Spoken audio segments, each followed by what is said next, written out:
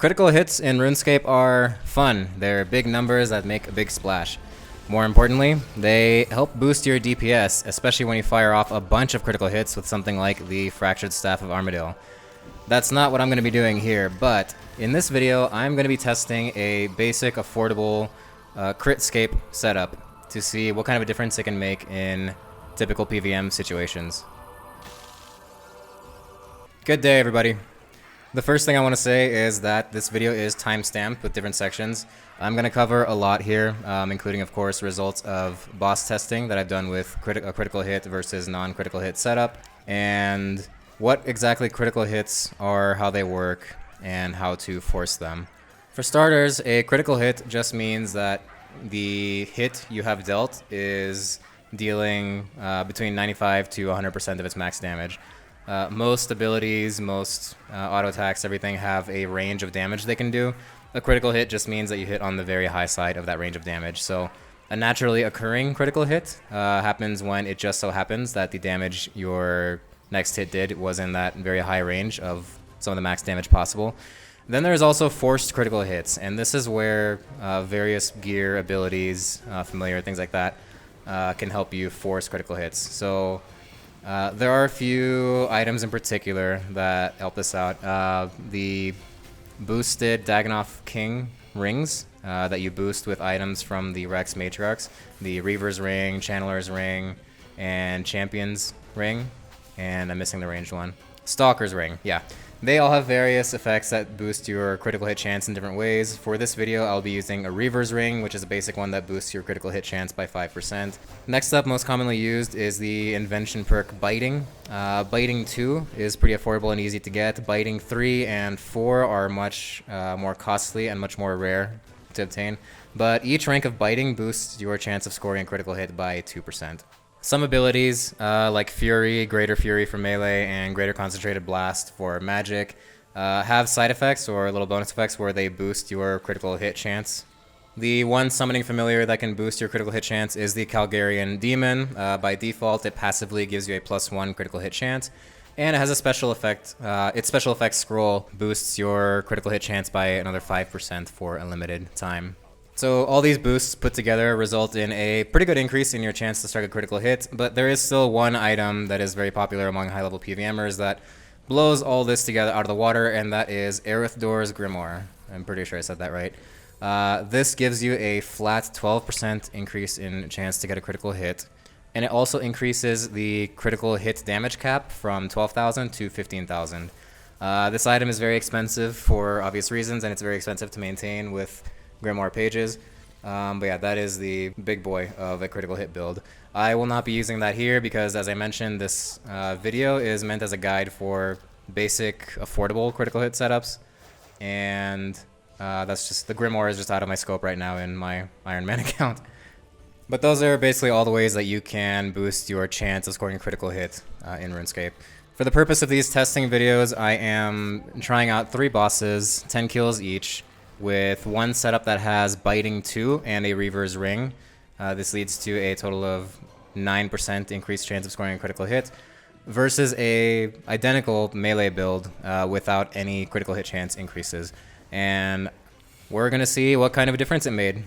I will point out one more time because it's worth mentioning, and I know there will be questions about this in the comments. This is far from the best setup to boost your critical hit chances, even for a cheap setup. That is on purpose because I do not want to stray too much from almost full manual, and I do not want to stray too much from very basic boss scenarios. And as I kind of mentioned earlier, to achieve the most out of a critical hit boosting setup, you do need things like the Grimoire and things that I am not close to having right now. So the purpose of this video is really for mid to kind of high level players that want to keep their setup simple and just want to see if it's worth it to invest in something like a Reaver's ring and expensive biting perks. So with that, let's jump into the results. The first boss that I tested on was the Arc Glacor in hard mode. Now in other videos, because I have several other testing videos for various things, I have avoided hard mode Arc Glacor for a number of reasons. I think the mechanics are a little bit volatile and unpredicted, and some kills can be faster or slower than others based on randomly which mechanics it chooses to fire at you.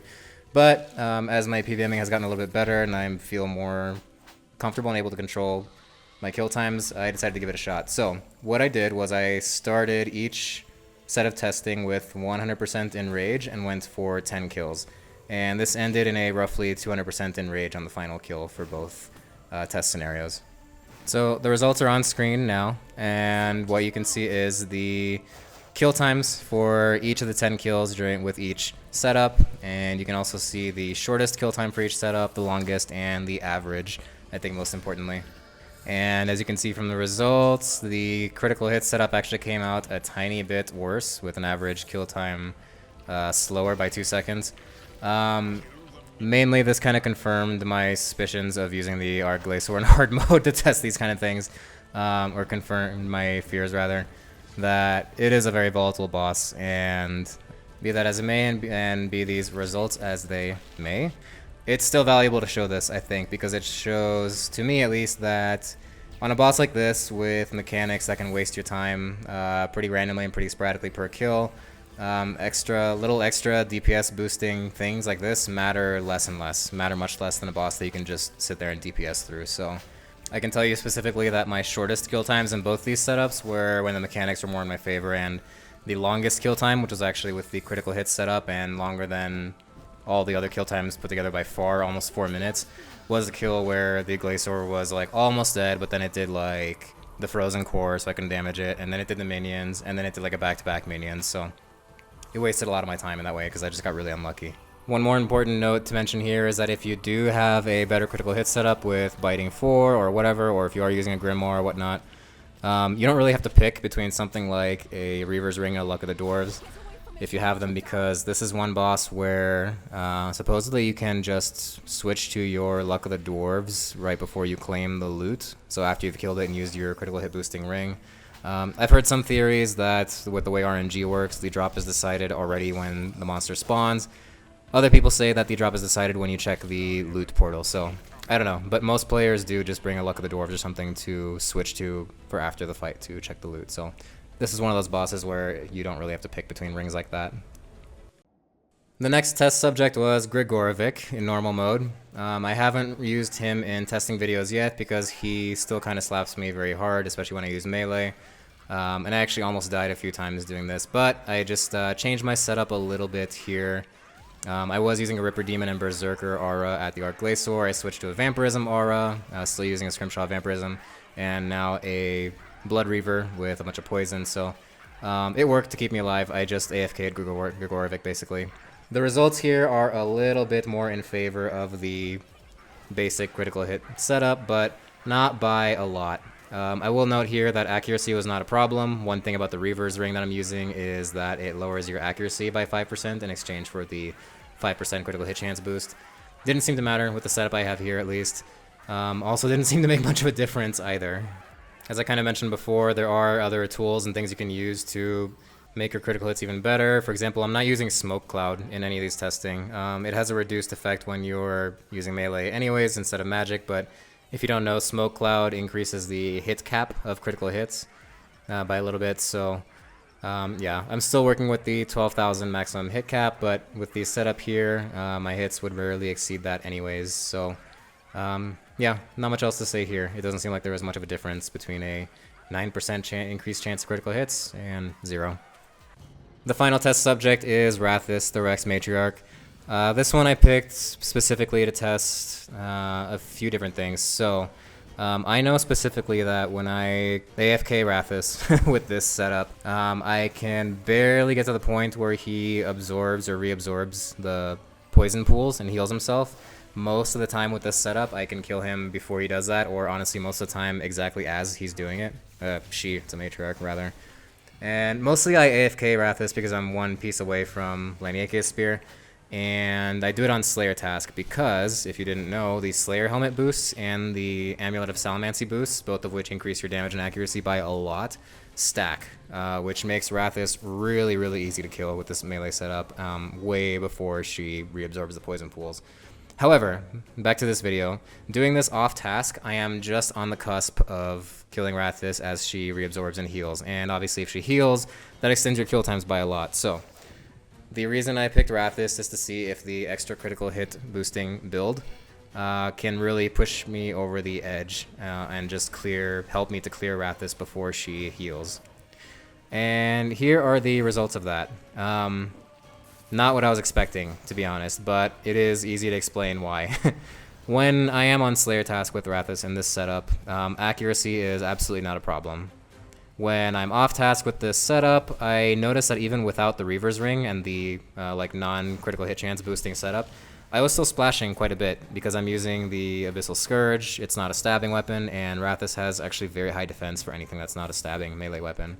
So quite a bit of splashing. And of course, when I equipped the Reaver's Ring for the critical hit boosting setup, I got even more splashes, and this resulted in Rathis actually healing herself a lot more with my critical hit boosting setup. So if you're on Slayer task, like I kind of mentioned, this probably is not a problem, but I'm also not convinced that this would help you very much versus any other setup. And I think this is the only boss that I tested on that maybe would have made a difference if I had a Champion's Ring, the melee critical hit boosting ring, instead of a Reaver's Ring, because that one doesn't reduce your accuracy. It also doesn't increase your critical hit chance quite as much. And so those are all the results of this round of boss testing. So what does this mean? To me, it means I'm a little bit upset at the amount of time I spent grinding Dagannoth Kings for the Reaver's Ring. I was planning on making videos to maybe test out a Channeler's Ring and a Champion's Ring, but seeing my current state of Dagannoth King's drop log, yeah, I don't want to go back there for a while, and I don't even have a Heart of the Seer yet. So the results of this round of testing have convinced me really that none of that is going to be worth it until I can also dedicate myself to getting a Grimoire and to start using maybe Smoke Cloud more. And that goes for everybody. So I am a little bit surprised. I thought there'd be some difference in a setup that has a 9% increased critical hit chance versus one that has none at all, aside from like Fury in my melee ability bar. But yeah, it seems to be the case that there's no argument that boosting your critical hit chances and critical hit damage with a full-blown everything you can do setup is well worth it. This is proven and testified by many high-level PVMers. But for a basic setup like this, if this is all you can afford right now or all you want to go for, and you don't want to put much more effort into maintaining a Grimoire or smoke clouding or whatever, you might just be better off with perks like Scavenging or whatever, and a Luck of the Dwarves or some other stat boosting ring. I was maybe considering extending this testing video with maybe Calgarian Demons and like spamming the special attack scrolls to give another 5% boost to critical hit chance, and maybe getting the other Matriarch rings. It is worth noting that the Reaver's Ring, for example, is sitting at about 50 million right now if you want to make one. The Champion's Ring, the melee version, boosts your critical hit chance based on how many bleeds you have going on. And it's sitting at like 39 million or so right now. It's definitely the least valuable, which says something. The Channeler's Ring for Magic is sitting at like 200 million, and I'm pretty sure that's because of its synergy with the Fractured Armadillo Battle Staff and how important critical hits are there. And also the Stalker's Ring is sitting at about 170 million if you buy everything to make one. So there is evidence to indicate that those are more useful. But again, I think the thing that really puts critical hits over the top is the Grimoire. I think without it, it's not that beneficial to boost the rest of your critical hit setup because you're sitting with a limited damage cap. And yeah, I think it's really that plus Smoke Cloud that can really push your damage over the edge. So that's really all I have to say on this matter. I do encourage you to comment if you have different experience with this, or if you have different setups that do make better use of critical hits. Or what you recommend instead. Like I said, especially on an Iron account, I think I might prefer Scavenging Invention perks over Biting until I can pull myself together to grind Araxor enough to get like Biting 4 and see how that works out. If you enjoyed this video and would like to see more content like this, please consider liking this video and subscribing. I will have plenty more coming. And if you've made it this far, I appreciate your viewing and support very much, and I'll catch you in the next one. Thank you.